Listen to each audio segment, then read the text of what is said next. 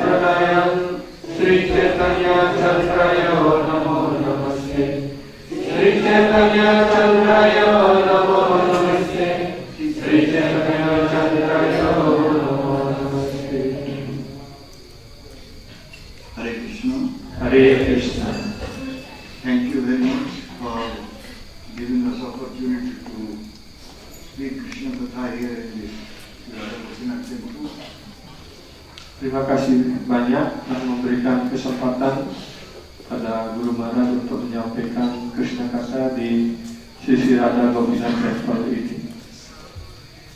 So all the human beings, they are having miseries. Jadi semua umat manusia memiliki penderitaan. So no one wants this misery. Sebenarnya tidak ada seseorang pun yang menginginkan penderitaan. But these miseries are coming. Tetapi penderitaan, sakit itu selalu datang. All they want is happiness.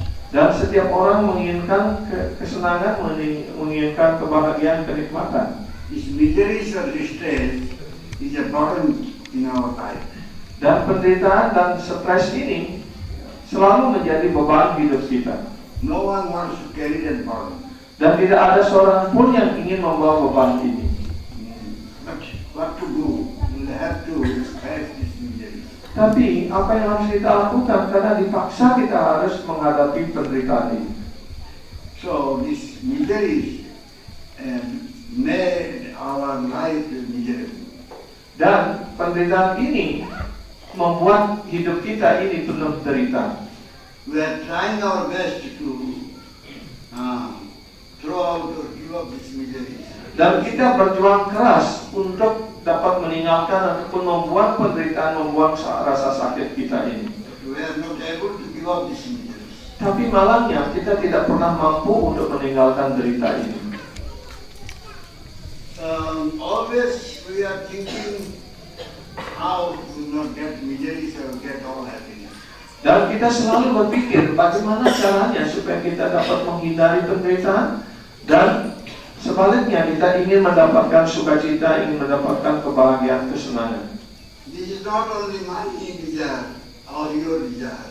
Ini bukan karena keinginan saya, keinginan kami, ataupun keinginan Anda. This is a desire of all human beings in this world. Ini adalah keinginan setiap umat manusia di seluruh dunia ini. All are thinking how we can get all happiness. Semuanya berpikir bagaimana saya mendapatkan sukacita saya, kesenangan saya, kebahagiaan saya. So therefore the people, they are toiling hard how to not to get any miseries in their life. Karena itulah setiap orang berjuang keras ataupun bekerja keras untuk menghindari penderitaannya, membuang penderitaannya, dan mendapatkan kesenangan, kebahagiaan di dunia ini. So family, society, country, all are trying how there will be no miseries. Dan setiap keluarga, setiap orang, setiap keluarga, setiap masyarakat, setiap bangsa, negara, semuanya berusaha untuk menghindarkan ataupun menghilangkan derita ini. Those are economists, those are socialists. Baik para ekonom maupun para sosialis, they are always trying how misery should never come to us. Ataupun orang-orang saleh semuanya ingin membuang penderitaan dan ingin mendapatkan sukacita. So nowadays this Vigyan, the science, also trying how everyone can get happiness. Dan pada zaman modern sekarang ini, para ilmuwan juga berusaha dan bekerja keras membuat berbagai penemuan untuk menghilangkan penderitaan itu. So to get happiness, many things are coming to market. Dan untuk mendapatkan sukacita, begitu banyak benda-benda ataupun objek-objek yang dipasarkan. How to get happiness, people are always trying. Dan semua orang berusaha untuk mendapatkan kesenangannya. But we can observe that every day the misery is growing more. Tetapi jika kita perhatikan, justru penderitaan itu setiap hari semakin meningkat, semakin membesar. So Sadhu Shastra, they are having the same aim, same object. Dan para sadhu dan sastra juga mempunyai mempunyai tujuan yang sama. How everyone will get happiness. Bagaimana caranya agar setiap orang memperoleh sukacita, memperoleh kesenangan? So others, India efforts, that is called Laukika. Dan usaha-usaha yang lain selain yang dilakukan oleh sastra dan sadhu itu semuanya disebut logika. But Sadhu Shastra, their endeavor, their effort is Paramarthika spiritual. Sedangkan yang menjadi usaha para sadhu dan sastra itu disebut dengan usaha yang disebut paramarthika. The ordinary people's endeavor effort gives result, very temporary result. Segala hasil usaha, hasil kerja orang-orang biasa, para karmi, itu hanya memberikan hasil yang sementara dan sedikit saja. But sadhus endeavor effort is eternal. Tetapi usaha para sadhu dan sastra itu semuanya hasilnya bersifat kekal. The eternal happiness is our desire.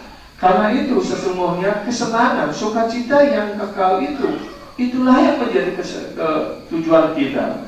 In Shruti Shastra it is said, Dukkam me mat sukham me bhuya. In any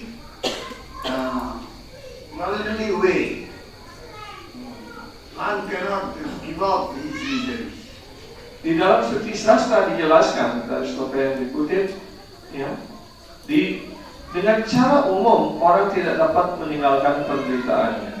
Suppose somebody is hungry, Contohnya seperti ketika orang merasa lapar. she is not getting any food. Jika dia tidak mendapatkan cukup makan atau sama sekali tidak mendapatkan makan, sehingga dia merasa sangat menderita. If we will give some food to him, then his hunger will go. Ya, kalau kita memberikan makanan, maka rasa laparnya akan segera hilang. So his misery is gone. Jadi sementara penderitaannya hilang. But after some time again he will become hungry. Tetapi setelah beberapa lama, dia akan lapar lagi. Again his miseries will come back. Maka penderitaannya datang lagi. So similarly, the patients, the sick persons, Kemudian yang contoh kedua, orang sakit ataupun pasien. if he will be given some medicine, then his sickness will go. Kalau pasien itu, kalau orang sakit diberikan beberapa obat, maka beberapa lama kemudian sakitnya bisa disembuhkan. He will become free from disease. Maka dia sementara terbebas dari penyakit. But after some time he will get another disease. Tetapi beberapa lama kemudian dia akan mendapatkan sakit yang lain lagi. The doctor is not having that type of medicine by which all the diseases go. Tetapi tidak ada seorang pun, bahkan ya dokter yang paling ahli sekalipun tidak mempunyai satu obat untuk semua penyakit. So economical socialism and changing this society, changing this country, it gives some mental peace. Ya, mungkin para ahli ekonomi, pekerja sosial, orang-orang saleh, ataupun ahli politik dan sebagainya, ataupun dapat memberikan perubahan sementara dan dapat memberikan solusi sementara pula. Our good health, our family peace, yang mungkin dapat memberikan kesehatan pada kita ataupun kedamaian pada kehidupan keluarga. By that we cannot get rid of misery. Tapi hanya dengan itu saja tidak cukup untuk memberikan kita untuk terbebas sepenuhnya dari penderitaan. We will not be able to give up our miseries forever. Tidak mampu kita untuk meninggalkan penderitaan ini untuk selamanya. So anyone can go in any path, any process. Dan setiap orang dapat menempuh proses ataupun jalannya masing-masing. These are all worldly process. Dan ini semuanya adalah Material process. proses-proses yang bersifat duniawi, proses yang bersifat By umum. material process, one cannot get rid of miseries. Dengan proses-proses material, dengan proses-proses duniawi, tidak ada seorang pun yang bisa terbebas dari penderitaan. So finally we will have come to spiritual path. Karena itulah pada akhirnya kesimpulannya kita harus datang kepada jalan spiritual. Otherwise we cannot get rid of this misery. Jika tidak demikian, kita tidak akan pernah bisa keluar, bisa meninggalkan penderitaan ini. Therefore it is said, Nanya Pantha Vidyate Ayanaya. Dan ya, pantha tidak ayana. There is no other way is left for us. Karena itu dari sloka yang dikutip ini, akhirnya tidak ada satu jalan pun yang tertinggal untuk kita. So Manusya, human being, they are always trying to get rid of misery. Dan setiap umat manusia pasti ingin berusaha untuk keluar dari penderitaannya. But cannot get rid of these miseries by material way. Tetapi dia tidak akan pernah bisa keluar dari penderitaan material ini dengan cara material pula. Is there any other way? Adakah jalan yang lain yang harus kita jalani, yang harus kita tempuh? Yes, there is other way. Iya, ada jalan yang lain. So by Shastra, we can get rid of misery. Dengan melalui mengikuti petunjuk sastra, kita bisa terbebas dari penderitaan ini. But we will have to understand, we will have to know what is the root cause of our misery. Karena itu kita hendaknya memahami, mengerti dengan betul apa yang menjadi akar penyebab dari penderitaan kita. Shastra is saying that Jiva is Krishna Das, Nitya Krishna Das. Sastra menjelaskan bahwa jiwa, semua makhluk hidup itu adalah pelayan-pelayan kekal Sri Krishna. Jiwa Krishna Das. Eternally Krishna Das. Secara kekal dia adalah pelayan-pelayan Sri Krishna. So it is his Swarup. Itulah identitas sejati kita. If Jiva is Krishna Das, his duty is to serve Krishna. Jika memang sang jiwa ini adalah pelayan-pelayan kekal dari Bhagawan Sri Krishna, karena itu kewajibannya adalah untuk melayani Bhagawan Sri Krishna. If Jiva will serve Krishna, then he will become the peaceful. Jika sang jiwa ini kembali dapat melayani Bhagawan Sri Krishna, maka dia akan berangsur-angsur mencapai kedamaian, And he kebahagiaan. will have all peace in his life. Maka dia akan mencapai kebahagiaan dan kedamaian dalam hidupnya. So, if Jiva will leave his Swarup, Jiva will forget his Swarup. Tetapi sebaliknya, jika jiwa ini melupakan identitas dasarnya He suara, will be disturbed. maka dia akan terganggu. Asanta. Yaitu dia disebut asanta. Dia karena terganggu berarti dia tidak damai. Asantasya kutah sukham. Asanta, Asantasya kutah sukham. kita suka. If someone is asanta, someone is disturbed, mind is disturbed, how will get sukha? How will get fine? Kalau pikiran orang selalu terganggu, badan kita selalu merasa menderita dan sakit, bagaimana kita mau mencapai santa, damai, dan mencapai sukacita? When there is no happiness, then dukkha is always with him. Kalau tidak ada sukacita, berarti penderitaan ataupun duka cita selalu bersamanya. If someone is forgetting his sorrow, Maya is catching him. Maka jika sang jiwa ini sudah melupakan identitas aslinya, identitas dasarnya, maka ketika itu Maya mulai mencengkamnya. And when one will forget his sorrow, he will forget Krishna. Dan ketika dia melupakan identitas dirinya, swarupnya, maka dia juga lupa pada Krishna. So when one will forget Krishna, then dukkha will come. Dan ketika orang mulai lupa pada Krishna, ketika itulah penderitaan datang. Krishna भक्ति से जो अनादि बहिर्मुख होते हैं माया करते संसार में because he has forgotten Krishna since time immemorial. Karena sang jiwa telah melupakan Krishna dari semenjak zaman yang sudah tidak bisa dihitung lagi. Therefore Maya is giving them dukkha. Karena itulah Maya kemudian memberikan dia duka. That dukkha is samsara dukkha. Sedang duka itu, kesedihan itu disebut samsara duka. That means Maya will give us samsara family, and that family of samsara will give us dukkha. Jadi sangsara, Maya itu akan memberikan sangsara. Sangsara artinya kehidupan rumah tangga, dan dalam kehidupan rumah tangga itu akan selalu ada duka. So Maya gives dukkha to whom? Dan kepada siapa Maya ini akan memberikan duka, memberikan kesedihan? Those who have forgotten Krishna, Maya gives dukkha. Hanya kepada mereka yang telah melupakan Krishna, Maya pasti akan memberikan penderitaan pada mereka. So by giving dukkha, Maya is giving some punishment. Dengan memberikan duka, artinya Maya ini sedang memberikan hukuman kepada jiwa yang lupa pada Krishna. Why Maya is giving punishment? Kenapa Maya harus memberikan hukuman kepada mereka? So he will turn his face towards Krishna. Sehingga dengan hukuman-hukuman yang keras yang diberikan oleh Maya itu, maka sang jiwa akan mulai menyadari kedudukan dasarnya dan kembali mengarahkan pandangannya kepada Krishna. Maya will not give punishment, then one will not turn his face towards Krishna. Jika Maya ini tidak memberikan hukuman kepada jiwa, maka dia tidak akan pernah mengalihkan wajahnya kembali kepada Krishna. So how to conquer Maya, how to overcome Maya? Nah, sekarang pertanyaan berikutnya, bagaimana kita dapat menaklukkan, mengalahkan, ataupun melewati Maya ini? If you do Maya bhajan, we cannot conquer Maya. Kalau kita melaksanakan Maya bhajan, memuja dan memuji Maya ini, kita tidak dapat menaklukkan Maya. So we have to do bhajan to him. Maya who's servitor, Maya who's dasi. Karena itu kita hendaknya melakukan bhajan kepada siapa di mana Maya ini adalah menjadi pelayannya. Therefore we have to do bhajan of Maya Disa.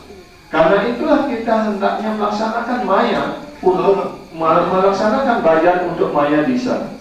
Then only one can give up this Maya. Hanya dengan cara seperti itu kita dapat melewati Maya ini, meninggalkan Maya ini. And Jiva can turn his face towards Krishna. Dan ketika itu Maya dapat mengalihkan kembali wajahnya, pandangannya kepada Sri Krishna. Those who are in Maya, they cannot themselves turn their face towards Krishna. Jika orang sudah berada dalam cengkraman Maya, dia sendiri tidak dapat mengalihkan pandangannya kepada Krishna.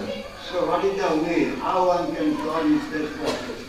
Dan sekarang pertanyaan, bagaimana jalannya, bagaimana caranya agar orang-orang kembali dapat mengalihkan pandangannya kepada Krishna? There are two ways, Ada dua cara, sadhu and sastra. yaitu sadhu dan sastra. Sadhu sastra krupa hai.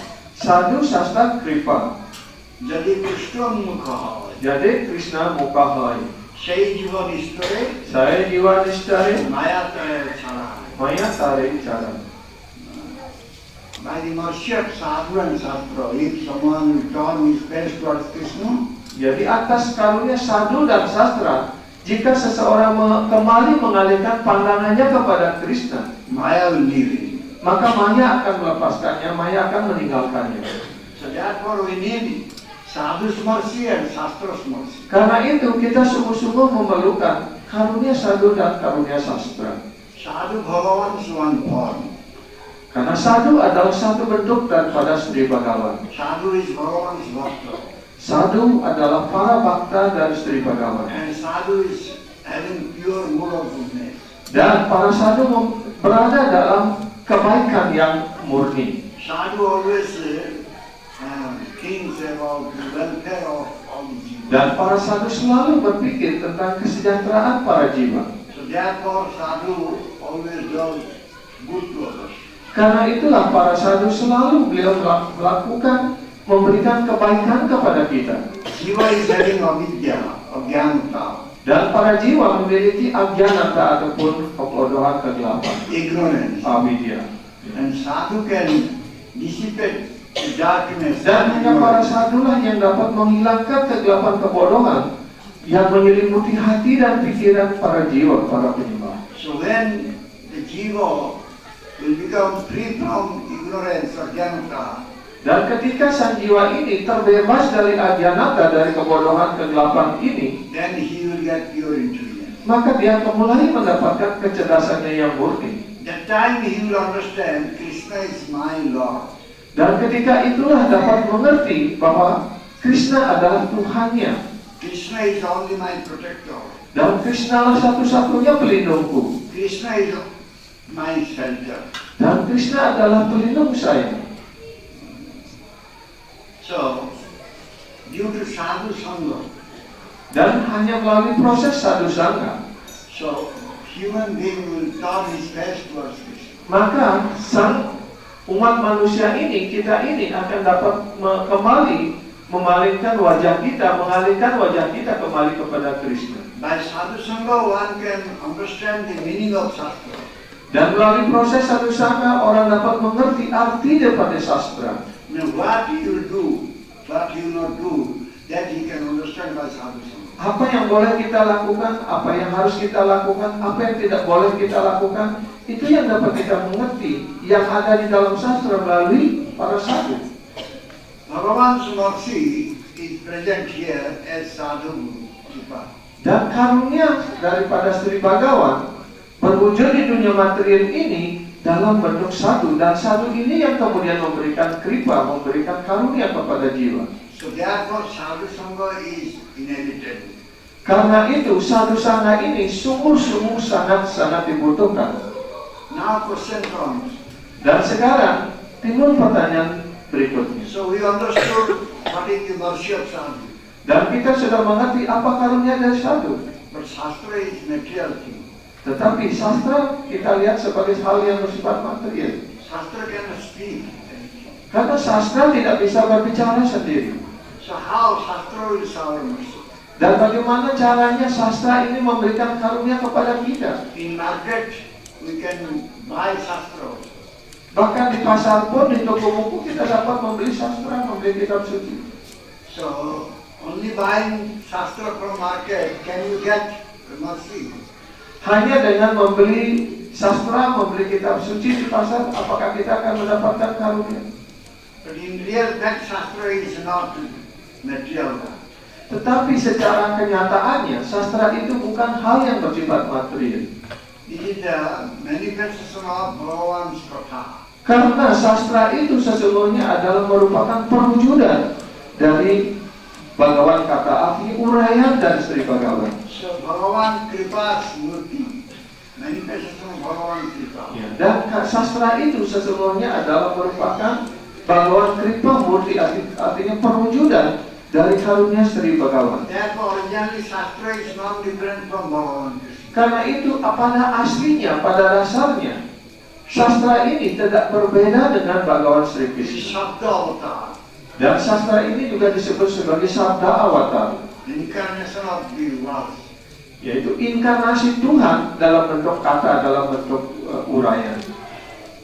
Bhagavan is showering mercy on Jiva. He is manifested here as Shabda, as Katha. Bhagawan melimpahkan karunia-Nya kepada sang jiwa melalui sastra, melalui sabda. Therefore in Bhagavatam it is said, Bhagavatam Tattva Jivanam Kavi Bhiratam Karmasatam Sravana Mangalam Srimadatam Bhuri Bhuvantiya Bhurijahata Bhagavatam Tattva Jivanam. Karena itulah di dalam Srimad Bhagavatam dijelaskan, ya, Srimad Bhagavatam itu dijelaskan sebagai tawa kata meritam tapta jiwanam. Our life is always burning due to the heat. Ya, hidup kita ini selalu merasa seperti terbakar karena panas. Bhagavan Katha is just like nectar.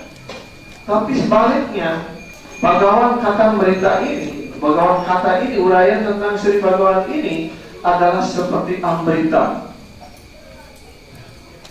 And it also takes away all our dosa, it takes. Dan sastra ini akan mengambil dosa-dosa kita ataupun kelemahan-kelemahan kita. And this Shastra is also Jasya Nishya Sitam Veda. Dan sastra ini juga dijelaskan Yasya Nisya Sitam Veda. Veda Shastra is coming from the nostril of Bhagavan Krishna. Ya, Veda sastra ini yang terpancar ataupun keluar dari lubang hidung Bhagavan Sri Krishna melalui napas rohani beliau. This is just like a breathing of Bhagavan Krishna. Jadi sastra ini adalah seperti napas dari Sri Bhagavan. So in Shastra, Bhagavan is present. Karena itu di dalam sastra inilah juga Sri Bhagavan hadir. Shastra and Bhagavan, Swayam Prakashita means self-manifested one. Karena itu antara Bhagavan dan sastra ini disebut sebagai Swayam Prakas, artinya perwujudan dari diri dia sendiri. How we know about our Father? Contoh yang kedua logikanya adalah bagaimana kita dapat mengetahui siapa ayah kita. We'll have to go to our mother. Maka jika kita ingin tahu siapa ayah kita harus datang kepada ibu dan tanya kepada ibu. Mother will tell us who is our Father. Maka ibulah yang akan menyampaikan kepada kita siapa ayah kita yang sebenarnya. Shastra, Veda, is our mother. Karena itu sastra Veda ini juga dijelaskan sebagai ibu kita. Veda, Shastra, they will tell us who is our real Father.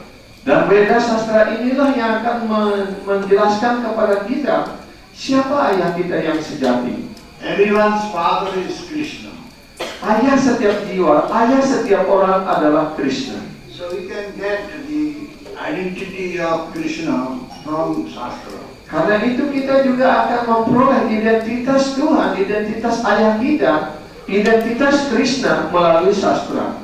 If you purchase Shastra from market and you read, you cannot understand what is written. Tapi kalau kita hanya membeli sastra, membeli kitab suci dari pasar, dari toko buku dan kita baca sendiri, kita tidak akan mendapatkan pengertian ini. We need Shastra mercy. Kita sungguh-sungguh memerlukan karunia dari sastra. Before whom the Shastra will manifest, he will get the mercy and he will be able to understand Shastra. Di hadapan siapa sastra ini akan terwujud, kepada orang itulah sastra ini akan memberikan karunia-Nya. Only by sadhu sangha. If you have complete faith on sadhu and you listen from sadhu, then you will be able to understand what is written in Shastra. Hanya melalui proses sadhu sangha. Jika kita mendengarkan dari sadhu dengan keyakinan penuh, dengan atas dasar kerendahan hati, dengan keseriusan kita mendengarkan dari beliau, maka kita kemudian akan mengerti dan memperoleh karunia dari sastra. Where from one can get honey, madhu? Contoh kedua, logika kedua, bagaimana kita dapat mendapatkan madu? Where is madhu is? Where the honey is remaining? Di mana madu itu berada? The honey is remaining inside the flower. Ya. Madu itu sebenarnya tersimpan di dalam bunga. Who can get madhu from the flower? Siapa yang mampu mengambil madu itu dari bunga? Only the honey bees, they can bring the madhu from flower. Ya. Hanya lebah madulah yang dapat menghirup atau mengekstrak madu itu dari bunga. And when they said that madhu, that honey, we get it. Dan ketika para lebah madu ini kemudian menyimpan madunya di rumahnya ataupun di sarangnya itu, maka kita memperoleh madu dari itu. Everyone cannot realize the beauty of Bhagavan Krishna. Tidak setiap orang mampu untuk menginsiapi keindahan ketampanan Bhagavan Sri Krishna. Only Bhakta sadhu, they can realize the beauty of Bhagavan. Hanya para bhakta, para sadhu dapat menginsiapi betapa keindahan ketampanan dari Bhagavan Sri Krishna. The ordinary person, ordinary man, by mercy of sadhu, they can get it. Hanya orang-orang biasa, para karmi, masyarakat umum akan memperoleh kesadaran ini, keinsiapan ini hanya melalui karunia para sadhu. Without honey bee, no one can understand that this flower is having honey.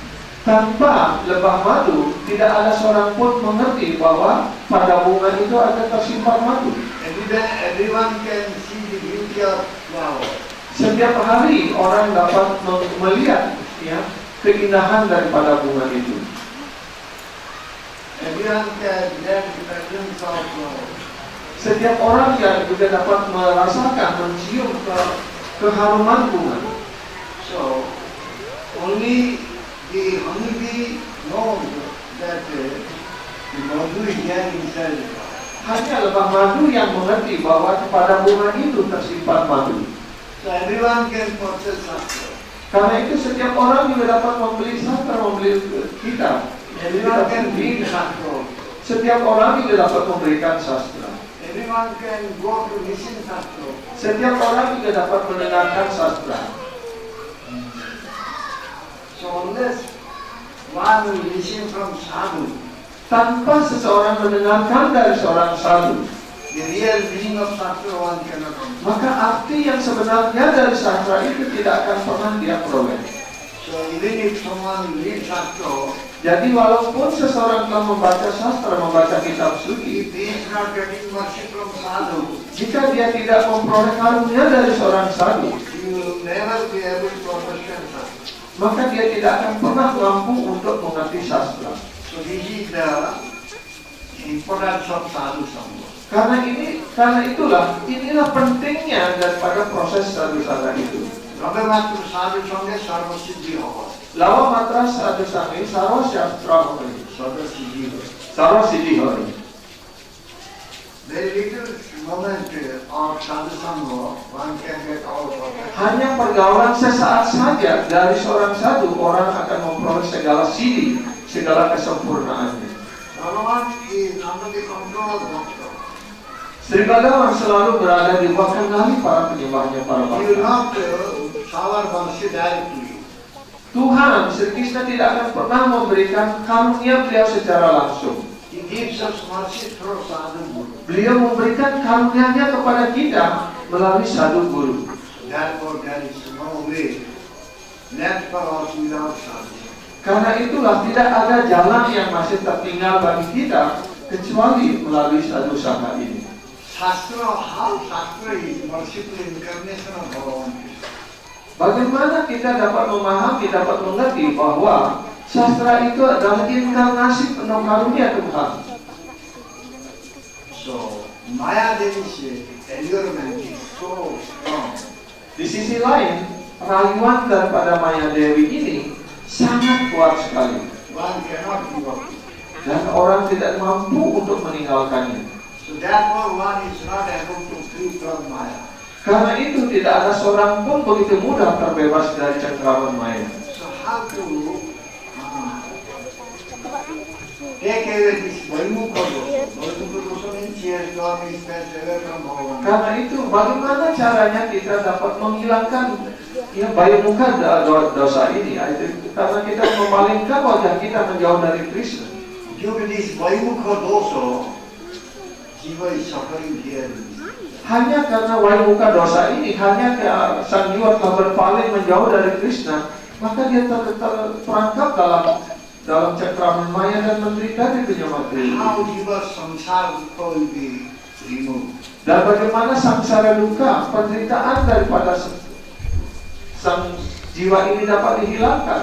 So Bhagavan is appearing here as sadhu and sastra. Karena itulah Bhagavan mewujudkan dirinya di dunia materi ini sebagai sadhu dan sastra. If someone will listen from sadhu the sastra, Jika seseorang mendengarkan sastra ini dari seorang sadhu, he will get knowledge. maka dia akan memperoleh pengetahuan dalam arti yang sebenarnya. Thereby he will become free from Vaimukha dosa. Sehingga dari mendengarkan sastra dari seorang sadhu, orang akan terbebas dari Vaimukha dosa ini. That means he will turn his face towards Krishna if you listen from sadhu and sastra. Jadi kalau kita kembali mendengarkan dari sadhu dan sastra, kita akan kembali dapat mengalihkan wajah kita, memalingkan wajah kita kembali kepada Krishna. Otherwise there is no other way left. Jika tidak demikian, tidak ada jalan apapun yang tertinggal bagi kita. Shastra saying Maya Buddha Jiva Maya Sutta Krishna Gyan, Jiva Krishna Praja Krishna Veja Purana. Maya Buddha Jiva, who is influenced by Maya, he has no Krishna Gyan, knowledge about Krishna. Ya. Maya pada jiwa ataupun jiwa yang diikat oleh maya di dunia materi ini, mereka tidak memiliki pengetahuan apapun tentang Bhagawan Sri Krishna. Jiva is part and parcel of Bhagavan Krishna. Mereka juga tidak mengerti bahwa jiwa dirinya adalah percikan-percikan kecil dari Bhagawan Sri Krishna. But he has no love for Bhagavan. Tapi malangnya dia tidak mau mengembangkan cinta kasih kepada Bhagawan Sri Krishna. Because Jiva has forgotten Krishna since time immemorial. Karena sang jiwa telah melupakan Krishna dari sejak zaman yang sangat-sangat purba. And he is loving this material object Maya. Dan dia terus mengejar objek-objek material, objek-objek maya di dunia ini. So since time immemorial, many lifetimes he is having this material. Dan sudah dari sejak zaman purba, dari kehidupan demi kehidupan, dia sudah mempraktikkan begitu dekat, begitu akrab dengan maya ini. Therefore he is remaining away from Bhagavan Krishna. Karena itulah dia sudah menjauh dari Bhagawan Sri Krishna dari sejak zaman purba pula. He is remaining away from the love of Krishna. Dia sudah menjauh dari cinta kasih Bhagawan Sri Krishna. So, but that is Jiva's goal of Jiva.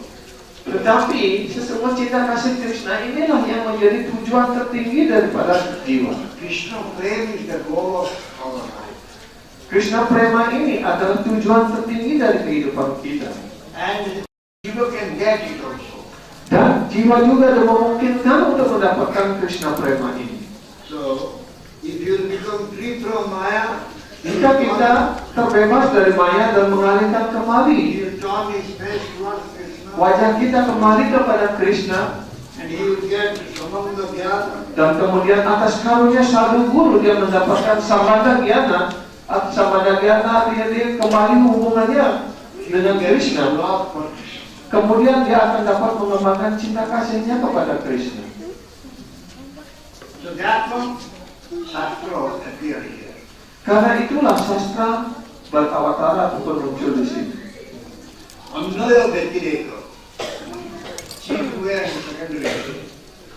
The Shastra is giving us bhajans, Shikya. Bhajan, sastra ini juga memberikan kita pengetahuan tentang bhajan. So, this way, Jiva will turn his face towards Krishna. Dengan cara seperti ini, sang jiwa dapat kembali mengalihkan wajahnya kepada Bhagawan Sri Krishna. So, Shastra is manifested here to bring Jiva towards Krishna, who are having anartha.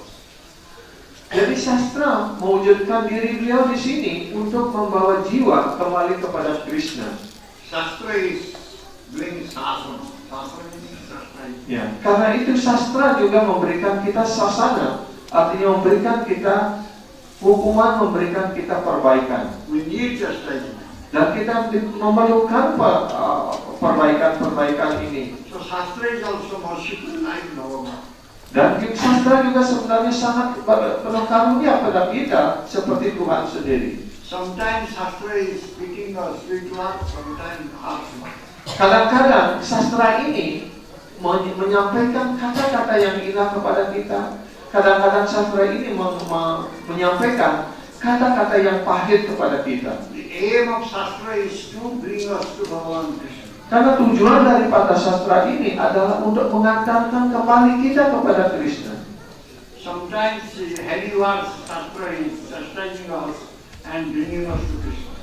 Kadang-kadang sastra itu memberikan kata-kata yang sangat keras, yang sangat kasar untuk memarahi kita agar kita kembali kepada Krishna. Like father sometimes trying to bring to his son towards right path, he chastises. Similarly, Shastra also chastises, Sadhu also chastises. Karena itu kadang-kadang seperti seorang ayah kadang-kadang memarahi anaknya agar anak itu kembali kepada jalan yang benar. Begitu pula sastra, begitu pula sadhu. Kadang-kadang memarahi kita agar kita menjadi sadar dan kembali kepada Krishna. Like it is mentioned in Bhagavatam that if someone is not doing Hari Bhajan, Seperti he is halnya like dead body. seperti dijelaskan di dalam sastra dalam Srimad Bhagavatam ini, jika orang tidak melaksanakan hari bhajan, maka dia walaupun dia hidup tidak lebih seperti seorang mayat. He is killer of himself. Dia juga dijelaskan dia sedang membunuh dirinya sendiri saat marah. Again, somewhere it is mentioned that if someone is not using this material body for Bhagavad Bhajan, Dan juga sekali lagi dinyatakan bahwa jika seseorang tidak menggunakan badan materialnya ini untuk melaksanakan Bhagavad Bhajan untuk Sri Bhagawan, he is not really intelligent. maka dia dianggap orang yang sangat bodoh ataupun orang yang tidak mempunyai kecerdasan. Jai Jana Bhaja Krishna Sevara Chatu. Someone is doing Krishna Bhajan, he is very intelligent. Jadi siapapun kalau seseorang akan melaksanakan Krishna Bhajan, dia disebut orang yang sangat-sangat cerdas. He is having all good qualities. Maka dia dijelaskan memiliki segala kualitas yang baik. And all the demigods will remain within him. Bahkan para dewa akan tetap berada di dalam dirinya. So, similarly, Chaitanya Bhagavat, Chaitanya Charitamrita, it is said that Begitu pula baik dalam Chaitanya Charitamrita maupun dalam Chaitanya Bhagavat dijelaskan pula. sometimes it is speaking very harsh words, sometimes sweet words. Kadang-kadang menyampaikan kata-kata yang sangat keras, kadang-kadang menyampaikan kata yang sangat indah. So, Samosruta Agamanakari Charanagama, by worshipping the lotus feet of all the listeners, that means it is sweet words.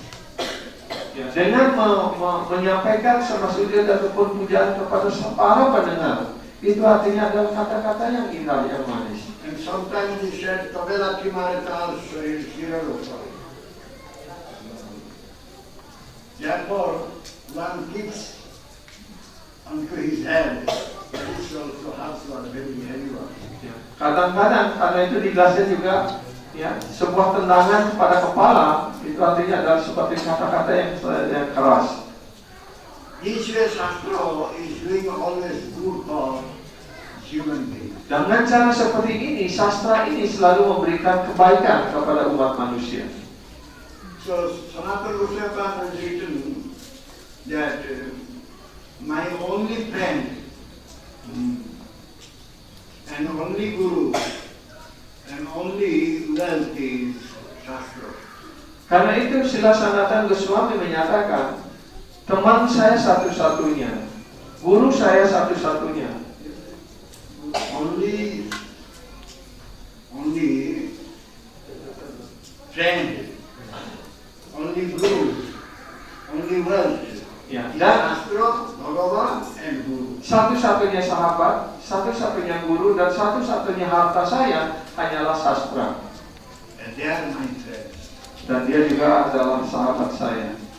Maya Baddha Jiva, those who are influenced by Maya. Sedangkan maya pada jiwa ataupun mereka, para jiwa yang dipengaruhi oleh maya, di bawah cengkeraman maya, They have no taste for Shastra. mereka tidak memiliki rasa terhadap sastra. For Shastra is showing us the right path. Tapi sastra sebenarnya menunjukkan jalan yang benar bagi kita. Shastra is giving chastisement, by that we will get all auspicious. Dan sastra memberikan kita hukuman, memberikan kata-kata yang keras untuk menyadarkan kita untuk kembali kepada jalan yang benar. And the ordinary jiva is not able to understand it. Tetapi roh-roh yang biasa tidak mampu untuk mengerti hal ini. Therefore, jiva doesn't want to enter into Shastra. Karena itulah para jiwa, orang-orang tidak mau belajar sastra. But there is no other way left for one. Tapi sesungguhnya tidak ada jalan yang lain yang tertinggal kecuali kita harus belajar sastra. It is not entering into Shastra. Ya, jadi kalau kita tidak masuk di dalam sastra, jalan apa yang kita harus tempuh? So how the ignorance will go? Bagaimana kebodohan, kegelapan kita akan hilang? Our avidya, ajnata will never go. Maka kebodohan, kegelapan kita, agyanata kita ini tidak akan pernah hilang. There is no other way left for us. Karena itu tidak ada jalan yang lain yang tertinggal untuk kita. So what can dissipate the darkness? Jadi apa yang dapat menghilangkan kegelapan kebodohan kita ini? The light can dissipate the darkness. Karena hanya sinar yang terang dapat menghilangkan kegelapan. And Guru is giving us the light. Dan guru yang dapat memberikan kita sinar terang itu. That light is Jnana. Dan yang dimaksudkan sebagai sinar terang yang diberikan oleh guru itu adalah pengetahuan. So therefore, the disciples' duty is to go to Guru and listen Shastra. Karena itu kewajiban terpenting daripada sisya adalah untuk datang kepada guru dan mendengarkan sastra dari beliau. And can get Jnana or translate of knowledge. Dengan cara demikian, mereka akan memperoleh jnana ataupun sinar terang ilmu pengetahuan.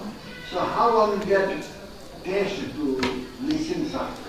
Bagaimana orang dapat mengembangkan rasa untuk mendengarkan sastra ini? Generally, one is not having any taste to listen Shastra. Pada umumnya orang-orang tidak mengembangkan rasa untuk mendengarkan sastra. Therefore, he should go to sadhu and do sadhu association. Karena itulah dia harus datang kepada sadhu dan melaksanakan sadhu sangha.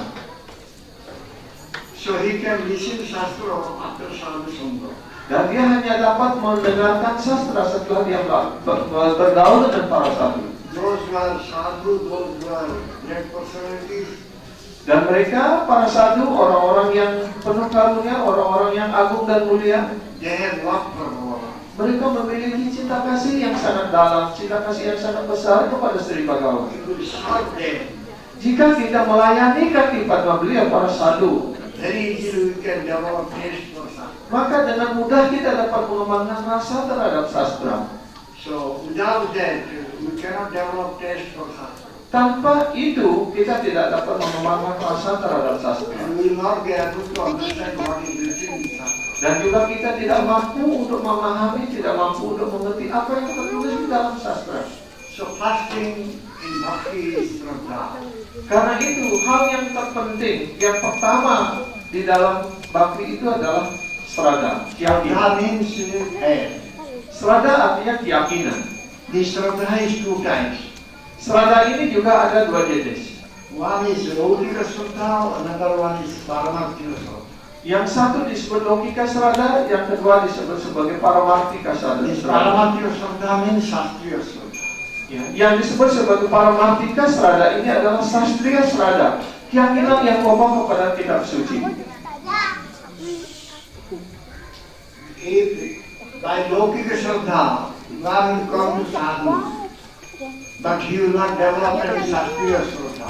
Jika karena logika sraddha, orang datang kepada sadhu, tapi dia tidak memiliki keyakinan kepada sastra. Then we have to understand that he has not associated with sadhu. Dan kita mengerti bahwa orang itu sesungguhnya belum bergaul dengan sadhu. He has no sadhu sangha. Itu artinya dia sama sekali tidak memiliki sadhu sangha. So this Laukika Shraddha at any moment will be destroyed.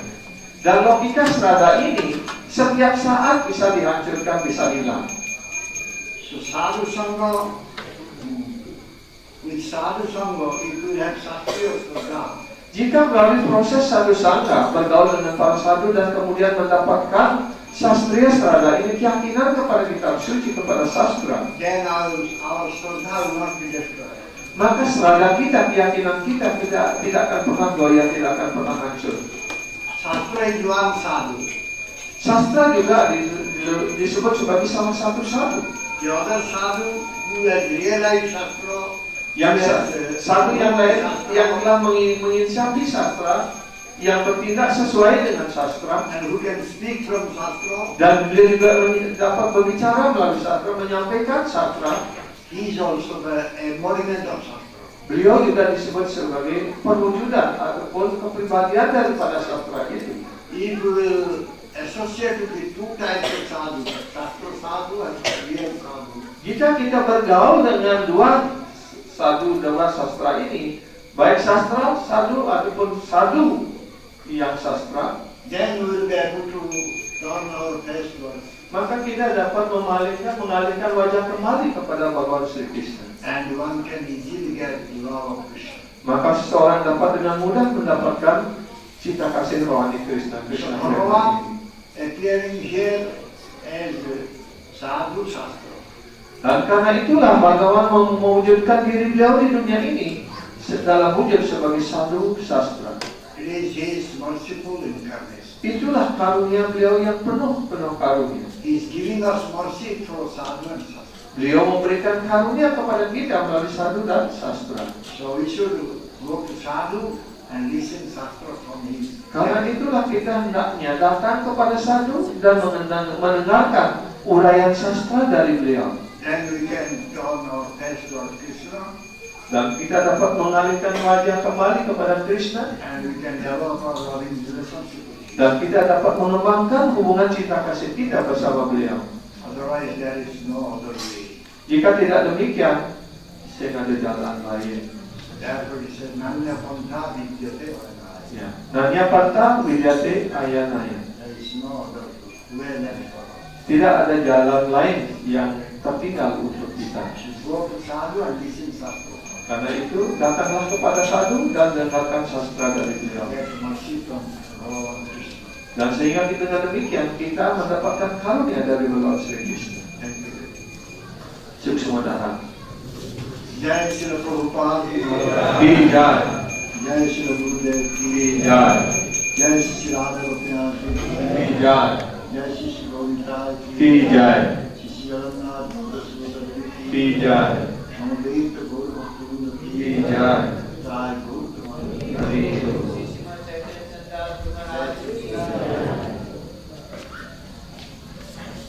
Silakan kalau masih ada yang mau bertanya.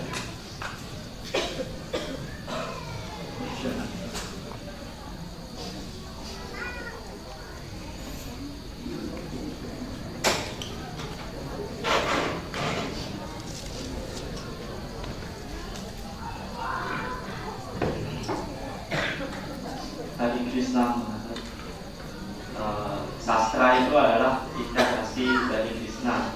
Karena itu sastra tidak berbeda dengan Krishna sendiri.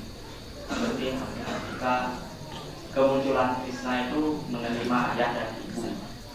Jadi bagaimana dengan kemunculan sastra? Maka tadi Krishna.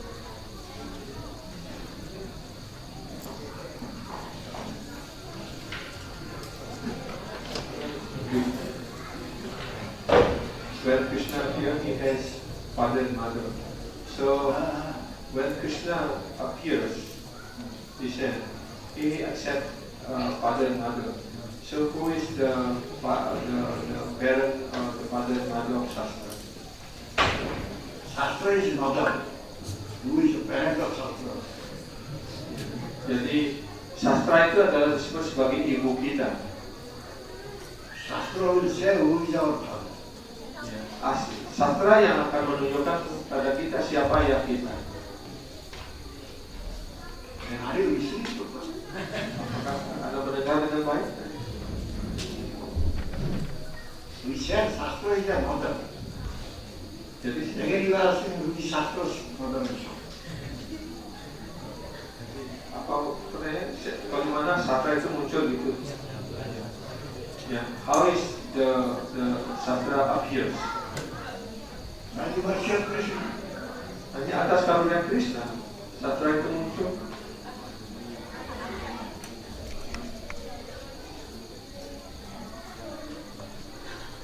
Jadi prosesnya Krishna itu jelaskan Sastra itu adalah napas dari Bhagawan Sri Krishna. Napas. Krishna is showering mercy through Shastra and Guru. Jadi Krishna melimpahkan karunia beliau, menunjukkan karunia beliau melalui sastra dan guru.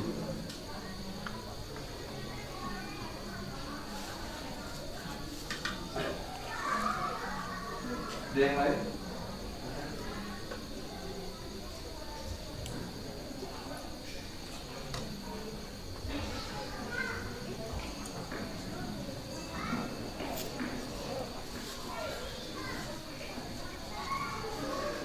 Dari keseluruhan, saya ingin bertanya, ada dua hal yang saya tanyakan. Yang pertama, terkadang kita punya dalam menjalani hidup dan menjalani jalan bakti ini, kita memiliki ujian yang berbeda di tiap individu. bagaimana kita memandang ujian itu, penderitaan itu dalam hidup ini agar kita bisa lebih maju dalam jalan bakti ini. Nah, pertanyaan yang kedua, saya pernah dengar bahwa penderitaan itu pun juga berguna agar kita lebih memalaikan wajah kepada Krishna.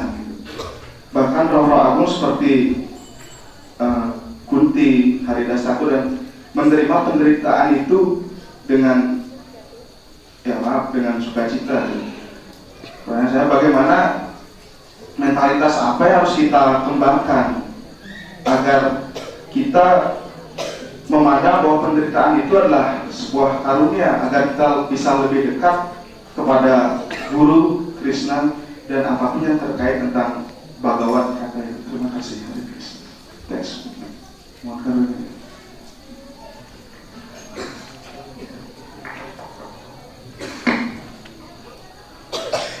He has two questions. First, he said that all people have different kind of suffering. Itu namanya kekorong. And how we can accept that suffering as mercy. Bagaimana kita dapat yang pertama apa? Coba ulang sekali. Yang pertama, bagaimana kita memandang penderitaan itu. Ketika ujian, kita kan tidak memiliki ujian yang sama dengan yang lain. Bagaimana kita memandang ujian itu agar kita bisa tetap berjalan dalam jalan kaki ini dan mengingat tentang tujuan tertinggi itu. So he said that everyone gets some kind of taste from test. Ujian apa istilahnya? Saya get exam from Krishna, like suffering or something like that. So how we can see that the test from Krishna to us, so that still we can fit in the part of the Krishna service. Gurudev Kripa Bindunya. Jadi selalu memohon karunia dari Guru. Gurudev Kripa, Gurudev Mercy will be able to correct all the tests by Krishna or Maya. Ya, hanya atas karunia Guru, ya. Dan karena itu kita selalu memohon karunia Guru agar kita dapat mentolerir segala penderitaan yang diberikan oleh Maya. The second question, what kind of mentality we have to develop in order to we can accept that this suffering as the mercy of Krishna. We are very fallen souls. We have done something wrong in our past. Therefore Krishna is so merciful. He is giving us suffering and making us purified. Jadi kesadaran ini atau mentalitas inilah yang harus dikembangkan, ya, bahwa kita ini adalah orang yang paling jatuh, paling lemah, penuh dengan segala kekurangan, ya. Dan karena kita jatuh, ya, dan kita hendaknya selalu memohon karunia dari Guru, ya, supaya kita, ya, diberikan kekuatan untuk dapat mentoleransi segala. Dan Krishna sekarang memberikan kita penderitaan untuk menyucikan, dan karena kita lemah dan jatuh, dan kita di masa lampau kita sudah banyak melakukan kegiatan berdosa, dan kita harus dapat menerima ini sebagai, dan Krishna memberikan penderitaan ini agar kita dapat disucikan. Itu harus menjadi kesadaran kita.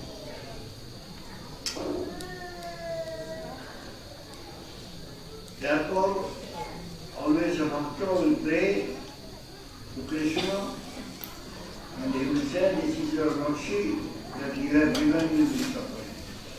Karena itulah para bhakta berdoa kepada Krishna, oh Krishna, ini adalah terima kasih atas karunia Anda telah memberikan hamba penderitaan untuk dapat menyucikan ya segala dosa-dosa kami yang telah hamba lakukan di masa lampau.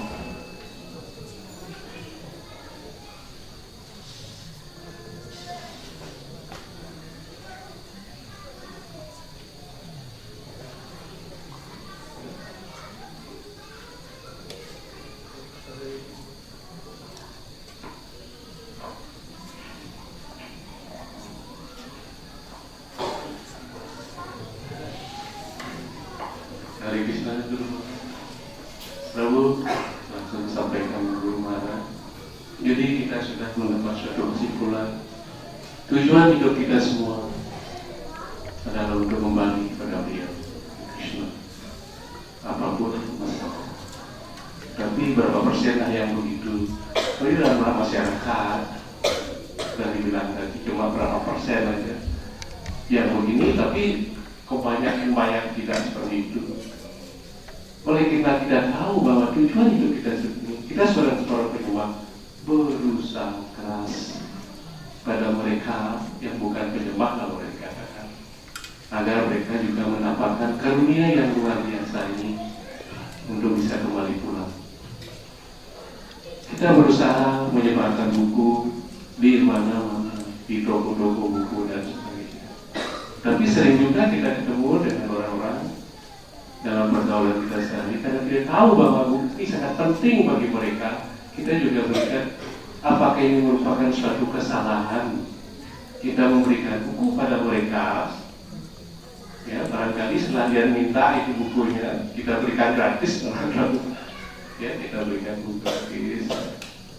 Sedangkan barangkali di rumahnya kita dibaca dan sebagainya. Apakah kesalahan bagi kita seorang di rumah memberikan buku pada mereka? Sedangkan buku yang diterima itu cuma ya di bawah gitu aja. Ya itu kalau kesalahan tidak usah membagikan. Terima kasih bro. We should consider fault or mistake we give book Really to the people that but that book are not read nicely or just put there.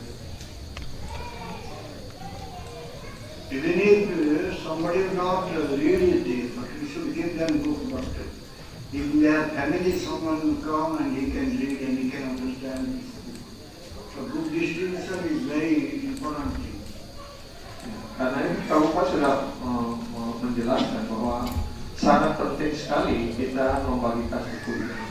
Apakah dengan menjual, dengan memberikan secara gratis, ataupun setengah harga dan sebagainya.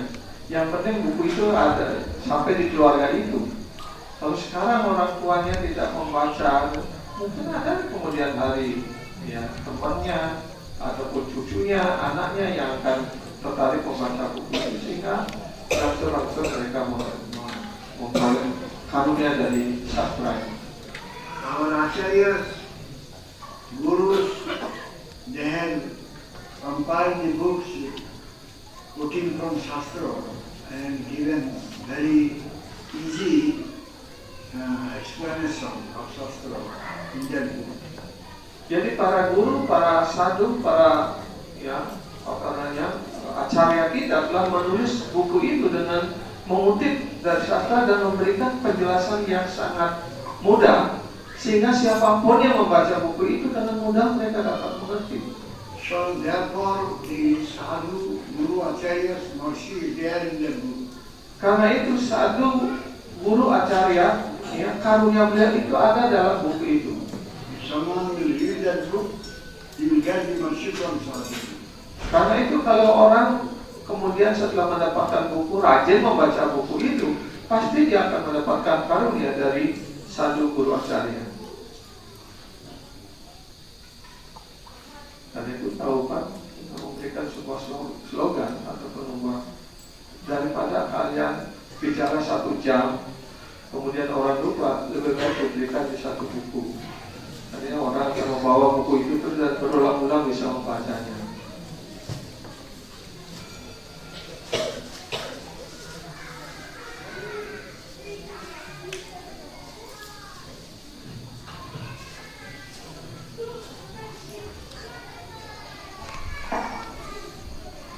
Hare Krishna. Sebelumnya saya kesempatan yang diberikan kepada saya. Jadi sebenarnya ini pertanyaan dari teman saya punya kawan. Pertanyaan itu tak ada seorang pun yang bekerja untuk penderitaan, tapi kenapa penderitaan itu selalu datang kepada? Apakah itu karma?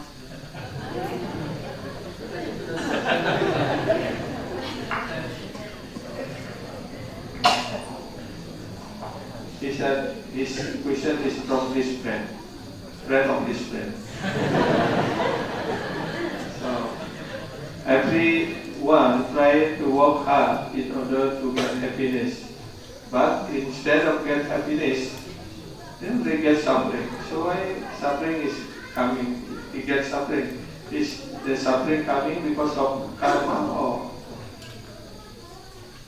Yeah, suffering coming because of karma.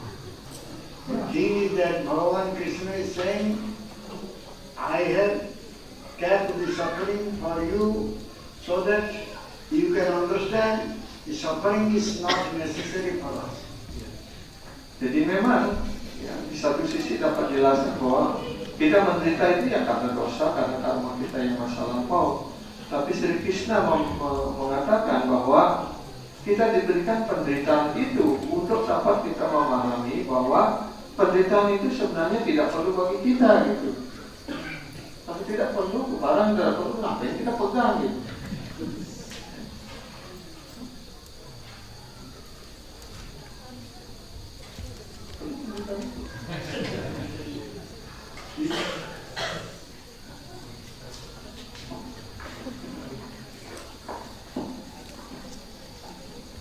Hare Krishna Guru Maharaj, saya ingin bertanya, apabila seseorang yang belum dalam tatanan prema bhakti, ketika ia meninggalkan badannya, ia ingat Krishna dalam tatanan Namakasa, apakah dia bisa mencapai ke Goloka Vrindavan?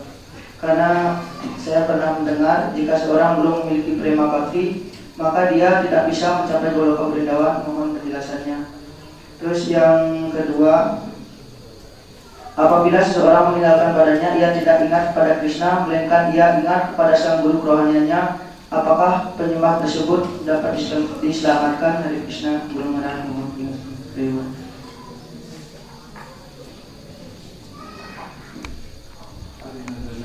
Two questions. First, if someone not yet get the prema bhakti, of Krishna prema, but when he left the body, he remembered Krishna. He will attain the Goloka Vrindavan because he heard that someone without Krishna prema bhakti, without prema, someone will not enter into Vrindavan, Goloka Vrindavan. So please go to Vaikuntha. Bisa mencapai Vaikuntha.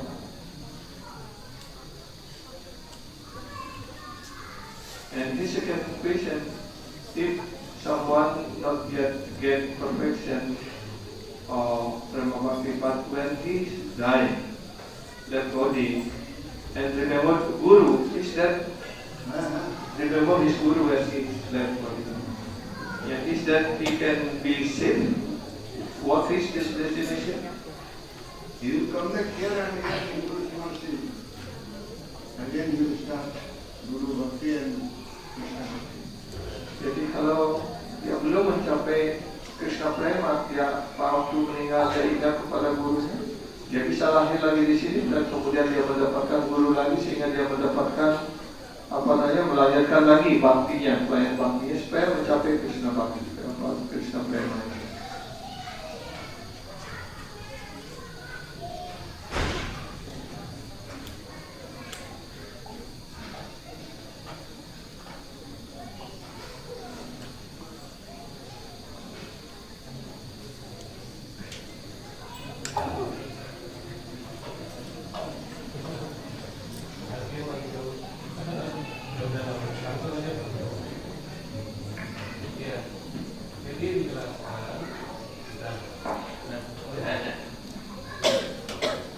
Lagi biar lebih jelas lagi ingin mendengar dari Guru Maharaj dulu.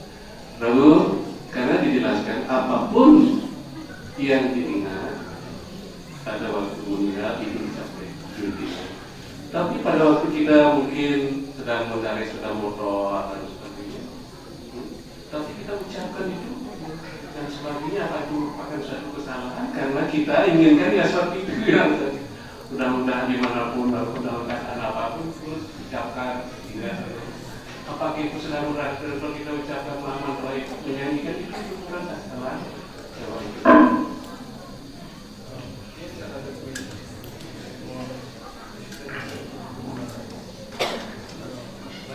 Kita was mentioned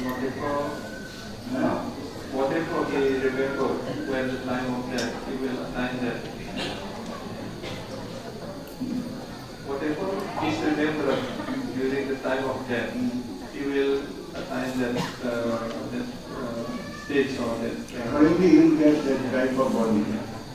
So therefore, when he rides motor, bike, or car like that, he always chanting a mantra or singing like that.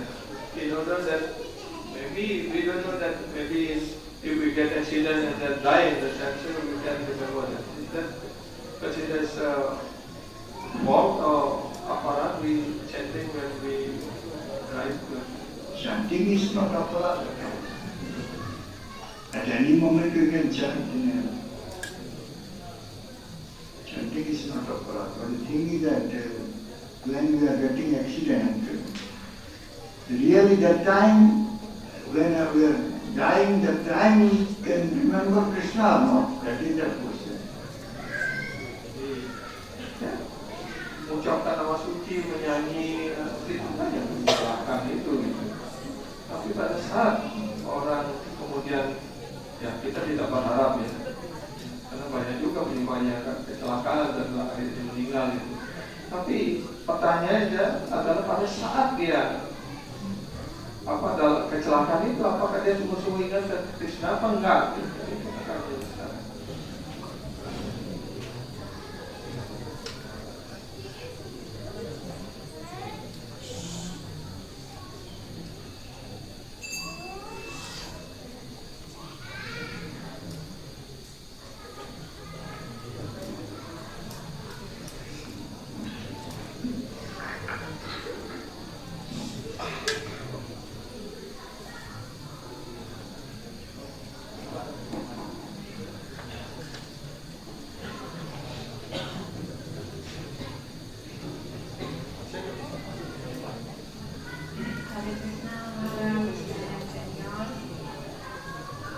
Adakah cara untuk kita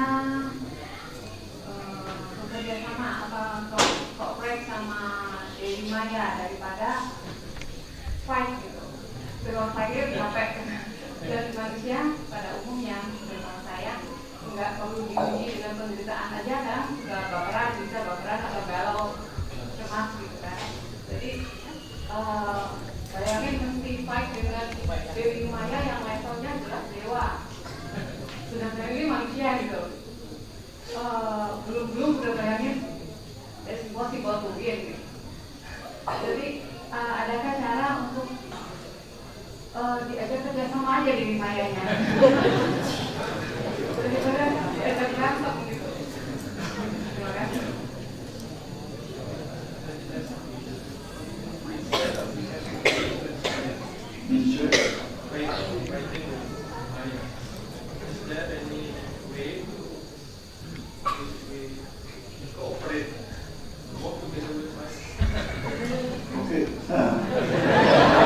Maya is very dear to us. But Maya means we should remain in Maya. We don't want to come out from it. Jadi kalau kita terus mau kerjasama dengan Maya, boleh. I love you Maya. I also love you Maya. Terus kita sekali-sekali dalam pelukan Maya. Itulah yang menyebabkan kita harus lahir dan menderita terus-menerus di dunia ini. Karena kita dalam pelukan Maya, kita sangat dicintai oleh Maya, maka kita menderita. Karena itu bukan kita harus bertempur dengan Maya, kita tidak bisa mengalahkan Maya dengan cara kita sendiri. Kita tadi dijelaskan. Cara satu-satunya adalah kita datang kepada sadhu, mendengarkan dari sadhu. Kita memperoleh karunia dari sadhu dan sastra. मायके बढ़िया जय छलना जाय साधु गुरु कृपा बिना नहीं होगा. One cannot defeat Maya. Try to conquer Maya, try to defeat Maya, cannot. So therefore one has to depend on sadhu guru mercy. By that one can overcome this Maya. Jadi kedua istilah saya tadi, jangan melawan, jangan bertempur dengan Maya karena kita pasti kalah. Dia tingkat dewa, kita tingkat manusia. Dan juga jangan bekerja sama dengan Maya. Tujuan kita adalah supaya kita keluar dari cengkraman Maya. Yaitu caranya hanya yang tadi sepanjang kelas tadi disampaikan, hanya diperlukan adalah karunia sadhu dan sastra. Melalui proses sadhana kita mendapatkan karunia dan sadhu dan sastra. Unless one will become free from Maya, he cannot talk his best to Krishna. Tanpa seseorang terbebas dari Maya, orang tidak bisa memalingkan wajah kembali kepada Krishna. One cannot develop loving relationship with Krishna. Orang tidak akan, kalau sepanjang dalam cengkraman Maya masih kerja dengan Maya, Maya tidak akan memberikan kita kesempatan untuk mengembangkan cita-cita rohani kita, menyambung kembali hubungan kita bersama Krishna.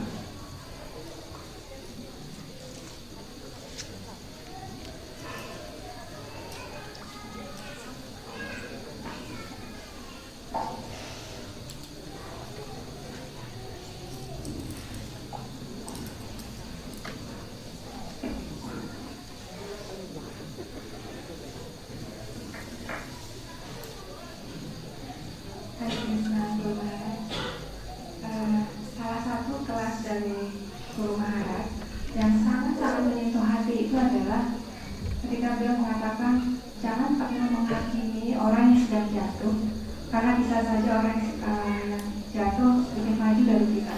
Itu kelasnya sangat-sangat menyentuh hati.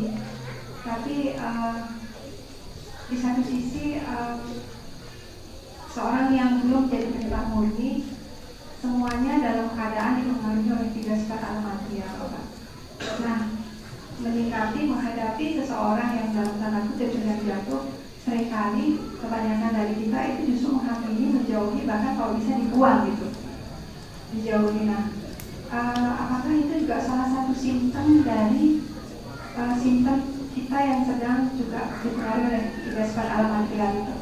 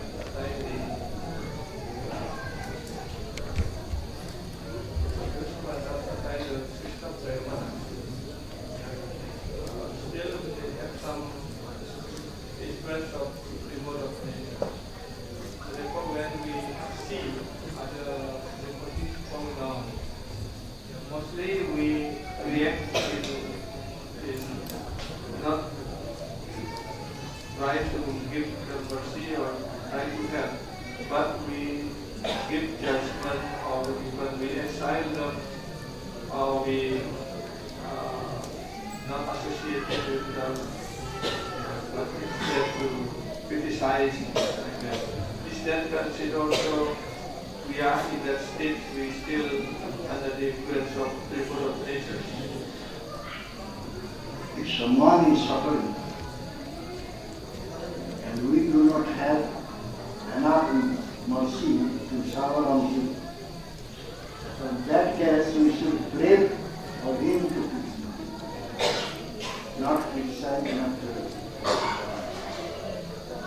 Jadi kalau ada orang yang menderita ataupun jatuh begitu, dan kita tidak mempunyai cukup kuat karunia untuk menyelamatkannya, ya kita berdoa kepada Guru dan Krishna supaya beliau melimpahkan menuntut kembali supaya dia dapat kembali dalam jalan Sri Krishna. Three more steps. If we, as a devotee, instead of we have to help or support the devotee who has fall down from the position of devotion, help we criticize or we hate them or exile, is that as a symptom of the devotee who criticize the falling devotee, as they are still under the influence of mode of nature? Yeah. Should not criticize anyone. Artinya jangan kita mengkritik siapapun. Chidranusam. I am fault because of the very great offense. Mencari-cari kesalahan ada tempat lain, orang lain, kemudian mengkritik orang lain, itu adalah kesalahan yang sangat besar.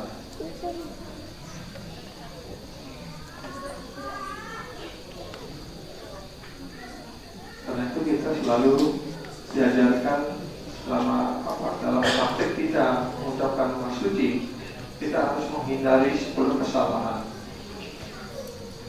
Itu ugal-ugal kita, pagar kita. Mama, mana bapak?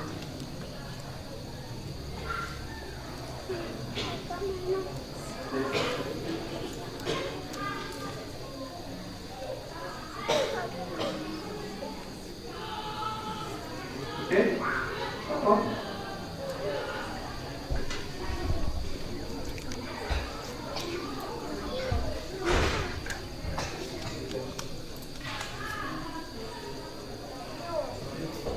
Thank you very much. Terima kasih banyak.